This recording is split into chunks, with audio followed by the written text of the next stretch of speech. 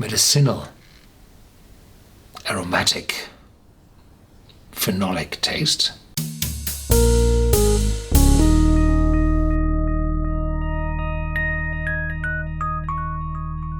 Welcome to Whisky.com, where fine spirits meet. My name is Lüning, Horst Lüning. I'm the master taster of Whisky.com, and today we have a Tobermory here on my cask. And Tobermory is the only distillery on the Isle of Mull, in Scotland, of course.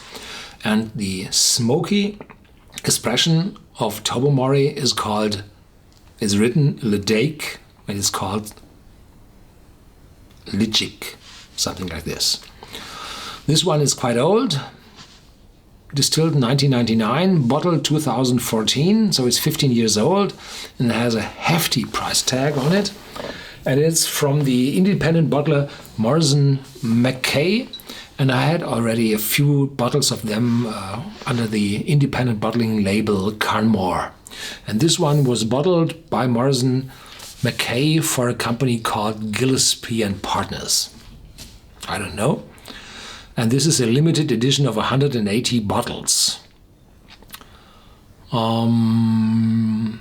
Distilled March 10th, 1999, bottled August 11th, 2014. This whiskey is non-chill filtered and has no added color. Bottled in cask strength 50.4% ABV, and this is bottle 136 of 180.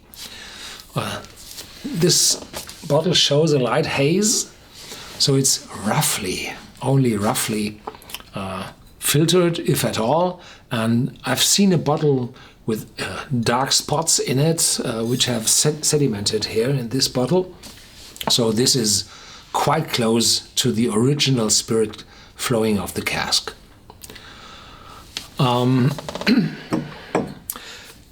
time to time, you find a bottle at home in your cabinet, in your bar, showing a haziness, showing strange particles in it. This is to 99% normal and not bad. It shows that whiskey is quite originally bottled. The haziness appears because there are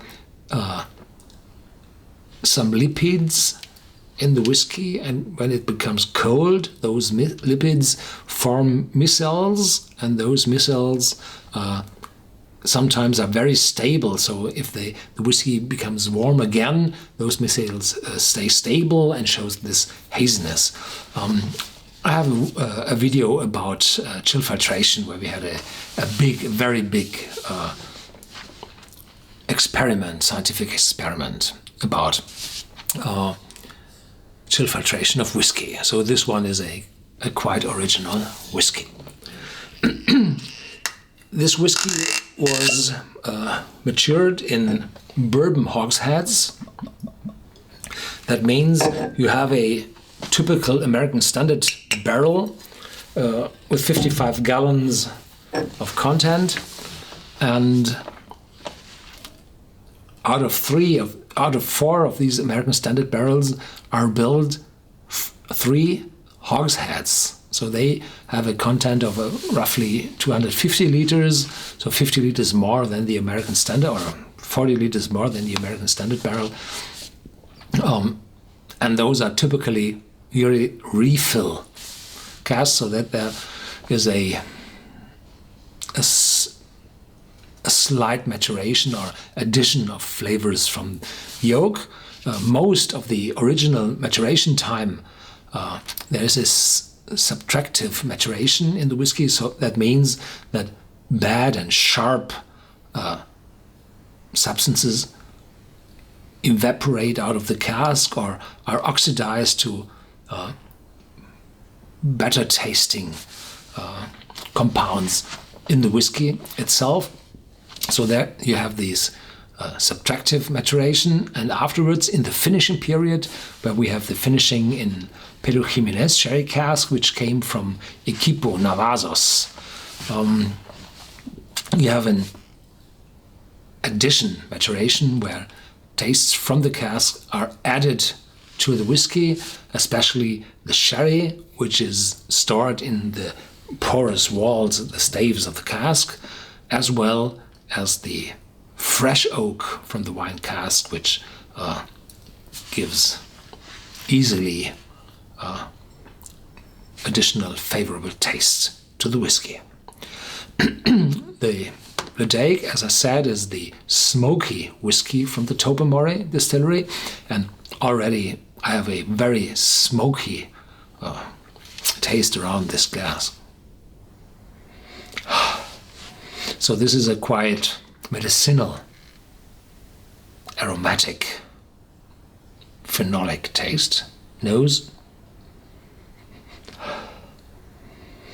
And in the back there is a fruitiness, a dark fruitiness, but it's said that this whiskey should be a little bit of salty, and the salt I typically taste on my lips, and this one no. Sorry, no salt. Definite smokiness, some fruitiness, and a faint spiciness. Not much. And vanilla and caramel, sorry, no.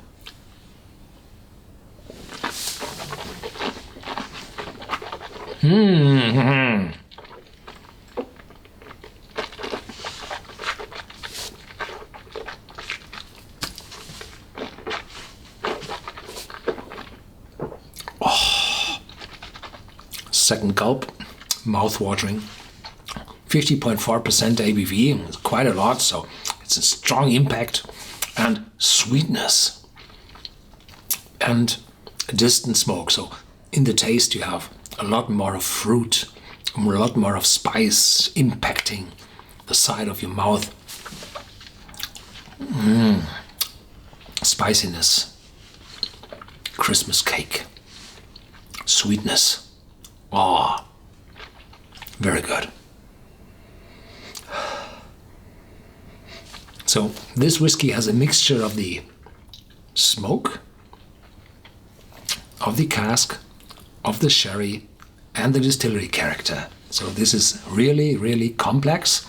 It's in cask strength, and it has a hefty price tag, around 120 euros, I think.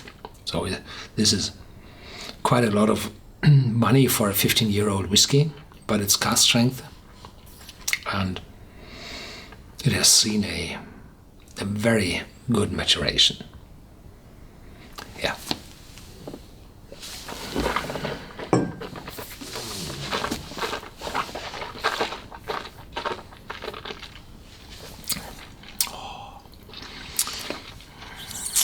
You have to have a lot of luck to find one of those bottles. Only 180 were bottled on the shelf of your local dealer. So I think the chances for this bottle are very, very small, but from this tasting you can see that this smokiness and this finishing and this natural whiskey might be a good idea for the selection of your next whiskey when you aren't able to taste. If you're around with your car, or the dealer is not able to open that bottle for you. These balancing between smokiness, distillery character, and cask finishing, this is what really counts. Yeah. Thank you for watching. Have a look at our whiskey database where you will find this bottle, and stay tuned, there's more to come.